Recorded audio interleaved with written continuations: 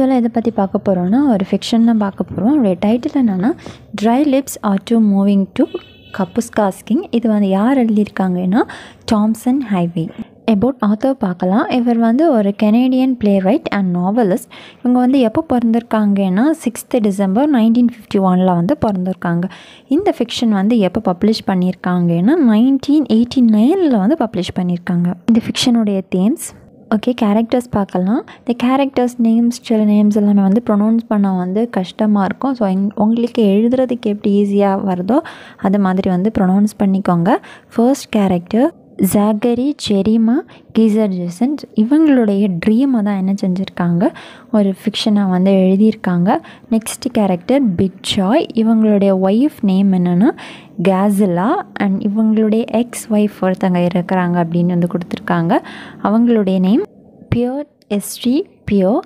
Next character Creature Nataways. இதெல்லாம் வந்து இன்னும் நிறைய கேரக்டர்ஸ் வந்து கூகுளில் வந்து கொடுத்துருக்காங்க. அந்த டாக்குமெண்ட்ஸில் இருந்ததில் சம்மரியில் வந்து இருந்த கேரக்டர்ஸ் மட்டும்தான் நான் இதில் வந்து கொடுத்துருக்கேன். எனக்கு அந்த டாக்குமெண்ட்டில் வந்து ஃபுல் பேஜுமே வந்து ஓப்பன் ஆகலை, ஃபியூ பேஜ் தான் வந்து ஓப்பன் ஆச்சு. அதை வச்சு இந்த வீடியோ வந்து மேக் பண்ணியிருக்கேன். ஆல்மோஸ்ட் வந்து எல்லாம் கவர் ஆகியிருக்கோன்னு நினைக்கிறேன். இந்த வீடியோவில் சொல்லாத வேறு ஏதாச்சும் பாயிண்ட்ஸ் உங்களுக்கு தெரியும்னா நீங்கள் வந்து கீழே கமெண்ட் பண்ணுங்கள். நெக்ஸ்ட்டு பார்க்குறவங்களுக்குமே வந்து ஈஸியாக இருக்கும். ஓகே, சம்மரி பார்க்கலாம். இந்த ப்ளே வந்து எப்படி பிகின் ஆகுது அப்படின்னா கேசரி வந்து தூக்கத்தில் இருந்த வந்து எந்திரிக்கிறாங்க. அவங்க வந்து நேக்டாக வந்து எந்திரிக்கிறாங்க. It's full of a dream. So இது வந்து நிஜமாக நடக்கிறது அப்படின்னு நீங்கள் வந்து திங்க் பண்ண வேண்டாம். It's full of dream.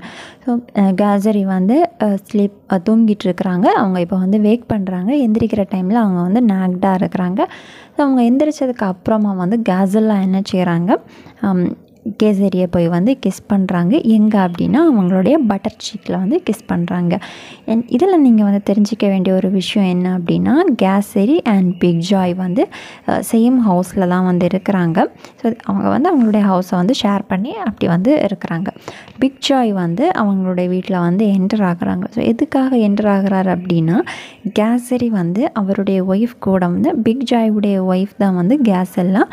So Kesari வந்து அவங்களுடைய கேசலா கூட வந்து டைம் ஸ்பெண்ட் பண்ணுறத வந்து அதை வந்து ஃபோட்டோ எடுத்து யாருக்கு வந்து அனுப்பி கொடுக்கணும் அப்படின்னு நினைப்பாங்கன்னா கேசரியுடைய ஒய்ஃபுக்கு வந்து சென்ட் பண்ணி கொடுக்கணும் அப்படின்னு வந்து பிளான் எல்லாம் போட்டுட்டு உள்ளாடி வந்து என்டர் ஆகுறாரு. ஸோ என்டர் ஆகிற டைம்லேயே வந்து கேசரி என்ன பண்ணிக்கிட்டு இருக்கிறாங்கன்னா பிக் ஜாயுடைய ஒய்ஃப் கூட வந்து தூங்கிட்டு இருக்கிறாங்க. ஸோ பிக் ஜாய் வந்து என்ன சொல்கிறாரு அப்படின்னா பிளாக்மெயில் வந்து பண்ணுறாரு. இவர் வந்து ஒரு ரேடியோ ஷோ வந்து கண்டக்ட் பண்ணலாம் அப்படின்னு வந்து இருக்கிறாரு. கேசரி கிட்ட சொல்கிறாரு, உங்களுடைய பேக்கிங் இதுக்கு இன்ஸ்டடாக எனக்கு வந்து ஒரு ரேடியோ ஷோ வந்து ரெடி பண்ணி கொடுங்க, இல்லைன்னா நான் வந்து இந்த ஃபோட்டோஸ் இந்த ப்ரூஃப்ஸ் எல்லாமே வந்து உங்களுடைய ஒய்ஃப் கிட்ட வந்து காமிப்பேன் அப்படின்னு வந்து பிளாக்மெயில் பண்ணுறாங்க. கேசரி வந்து அக்செப்ட் பண்ணாமல் இந்த பிக் ஜாய் சொன்னதை அக்செப்ட் பண்ணாமல் இவர் என்ன செய்கிறாரு, அந்த இடத்தை விட்டு ஓடி அவருடைய பேக்கரிக்கு வந்து போகிறாரு.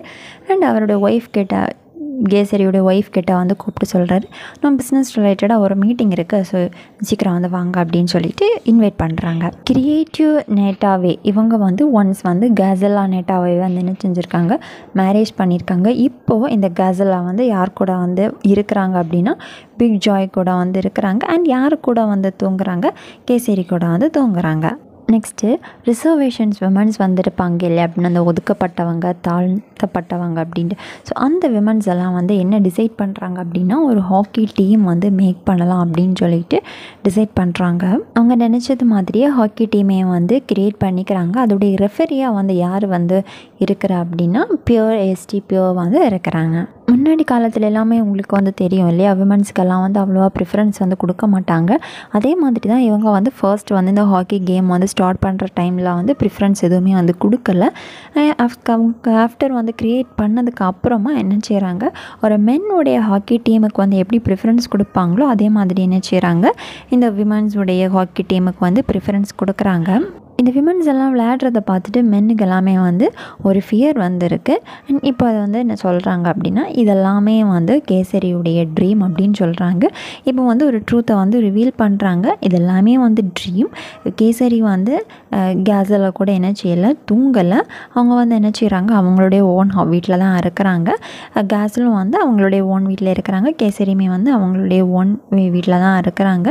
இந்த பிளேயில் வந்து நம்ம பார்க்குற டைமில் ஸ்டார்டிங் ஆஃப் தி பிளேயில் வந்து கேசரி வந்து நாக்டாக இருக்கிறார் அப்படின்னு நம்ம பார்த்தோம்.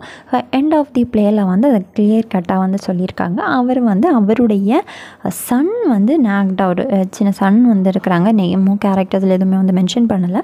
அந்த சன் வந்து நாக்டாக இருக்கிற அந்த சன்னை வந்து என்ன செஞ்சுருக்காங்க, ஹோல்ட் பண்ணி வச்சுருக்காங்க.